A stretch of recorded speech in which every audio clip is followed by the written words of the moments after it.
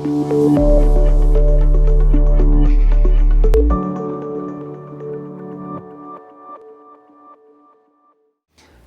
خوای گەورەتان لێبێ خۆشەویستان و ئەزیزانم. سڵاو و ڕەحمەت و سۆزی خوای گەورە بڕژێ بەسەر پێغەمبەری خوا عەلەیهی سەڵات وەسەلام.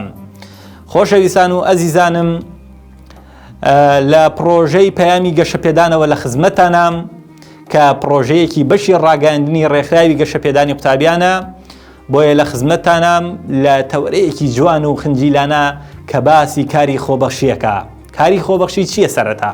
کاری خۆبەخشی ئەوەیە کە ئینسان بە ئازادی خۆی هەر کارێکە کە بیکات. بۆ نمونە ئەم ئینسانە ئەچێتە دەرەوە، لە ڕێگا کەسێکە بینی عارەبانێکی هاپێ و بارێکی هاپێ ناتوانێت پاڵینێ، پیاوێکی بەتەمەنە، بۆیە ئەمیش هاوکاری ئەکات بۆ پاڵنانی ئەم عارەبانە. ئەمە کارێکی خۆبەخشی ئەم ئینسانە ئیکا لەبەر خاتری خوا.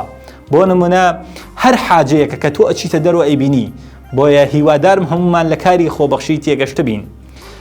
بۆیە قورئان وەکو دینی پیرۆزی ئیسلام گرنگیەکی زۆری پێداوە و لە قورئانیشا لە چەندین ئاەتە خوای گەورە پێمان ئەفەرمێ کە کاری خۆبەخشی بکەین و کاری خۆبەخشی لە کرداری ڕۆژانەمانە بەرجەستە بکەین. بۆ نمونە کە خوای گەورە لە سورەتی بەقەرە ئاەتی 184 پێمان ئەفەرمێ فەمەن تەطەوع خەیرا فەهوە خەیر له، کە پێمان دەفەرمێ و هانمانەدا کە دەست بگرین بە کاری خۆبەخشی، کاری تەتەوع، واتە ئێمەی ئینسان لە ڕۆژی قیامەتە خوای گەورە پێمان ئەفەرمێ ئەو کەسەی کە کاری خۆبەخشی زۆر ئەکات لە لای خوای گەورە پلە و پایی بەرزە بێتەوە و خێرێکی زۆر دەچێت و لە قیامەتە ڕزگاری ئەکا، لە ئاگری بڵێسەداری جەهەنم و لە هەمان کاتیشە ئەمانگەیەنێتە بەهەشتی نەبڕاوە.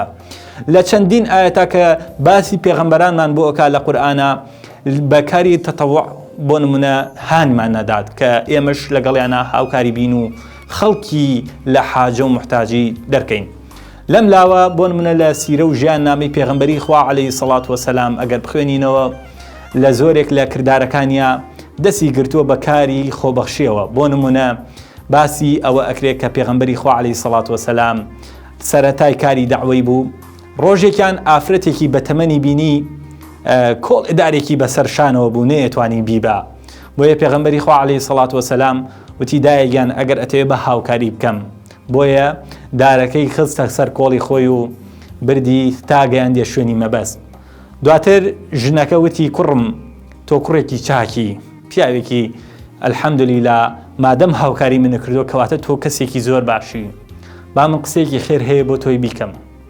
ئەویش ئەفەرمێ فەرمودایەگیان ئەفەرمێ کەسێک هەیە بە ناوی محەممەد ئیدعای پێغەمبەرایەتی ئەکا و ئەوێ دینی باو باپیرانمان تێک بدات، بۆیە هیچ کاتێ باوەڕی پێ نەکەی ئەو کەسە ڕاست ناکات. ئەفەرمێ دایەگیان بەخوا ئەو محەممەدەوی باسی ئەەکەی ئەوە منم. بۆیە ئافرەتەکە زۆری پێسەیرە بێ، ژنە بەتەمەنەکە زۆری پێسەیرە بێت و ئەویش هەر لەوێ شایەتمانە هێنێت و باوەڕی بەخوای گەورە ئێنێت و شایەتیەدا کە پێغەمبەری خوا عەلەیهی سەڵات وەسەلام محەممەدە. بۆیە لە زۆرێک لە کردارەکانی حتا پێغەمبەری خوا عەلەیهی سەڵات وەسەلام سەحابەکانیشی وەها ڕاهێنا بوو. بۆ نمونە یەکێکی وەکو ئەرقەمی کوڕی ئەرقەم یەکێک بۆ لەوەی کە ماڵەکەی خۆی بەخشیوە لە کاری خۆبەخشیە. بۆیە ئەمە پێمان ئەڵێ کە دینی پیرۆزی ئیسلام گرنگیەکی زۆری داوە بە کاری خۆبەخشی فێرمانەکات. بۆیە لە ئێستای ڕۆژانشمانە بەڕاستی حەقی خۆیەتی کە ئێمە گرنگی بە کاری خۆبەخشی بدەین، کاری خۆبەخشی بکەینە بەشێک لە ژیانمان، بیکەینە بەشێک لە کللتوری ڕۆژانەی خۆمان بۆ ئەوەی ئیشەکانمان زیاتر بەرەکەتی تیابێت. هەر لەوێ شۆباسی پیاوێکەکە، پیاوێک ئەبێت ڕۆژێک لە ڕۆژان بەڕێگایەکە ئاڕوات، بەڕێگایەکە ئاڕوات سەیرەکە پشیلەیەک زۆر برسیە، ئەمیش لێرە گۆشت دەباتەوە بۆ ماڵۆ، قەدەری خوا بەو شێوازە ئەبێ پارچەیە لە گۆشتەکە ئەخاتە بەردەمی پشیلەکە، کەی خاتە بەردەمی پشیلەکان زۆریان برسیە و گۆشتەکە ئەخۆن. دواتر کە ئەگەیتە ماڵۆ سەیرەکە خێزانی هاوارەکات ئەگری، ئەفەرمێ چیتە ئافرەت بۆچی ئەگریت، هۆکارەکەی چییە؟ ئەفەرمێ سوێن بە ئیلاهی خەوێکی زۆر سەیرم بینی.